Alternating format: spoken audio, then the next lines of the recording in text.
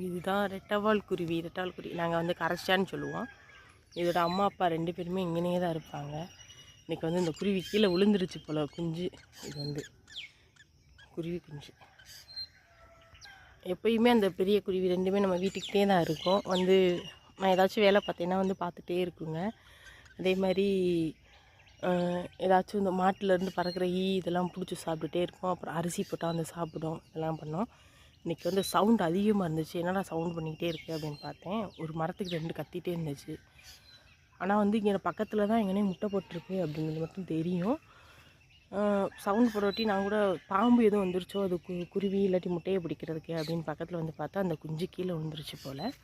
அதை எப்படி சேஃபாக மரத்தில் ஏற்றி உட்கார வச்சுருக்கு. இதுவாக மேலே ஏறிடுச்சு. அது சொல்ல சொல்ல இன்னும் கொஞ்சம் நேரத்தில் மேலே ஏறி அது கூட்டுக்கு போயிடும். அதோடய கூடு எங்கே இருக்குதுன்னு தெரியல. பனைமரத்தில் இருக்கா இல்லை வேப்ப மரத்தில் இருக்கா அப்படின்னு தெரியலை.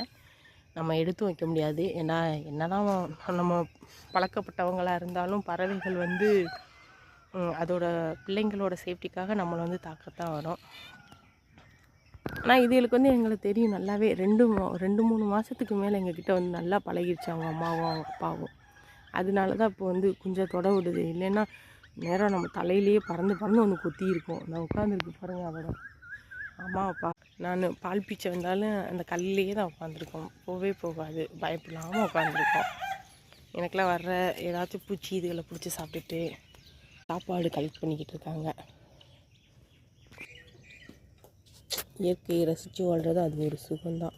காலையிலே பயங்கர சவுண்டு. இந்த கரைச்சான் குருவி சவுண்டு போட்டு நல்லா எழுப்பி விட்டுருச்சு. அப்பயே நினச்சேன் ஏதோ ஆபத்து போல் அதுகளுக்கு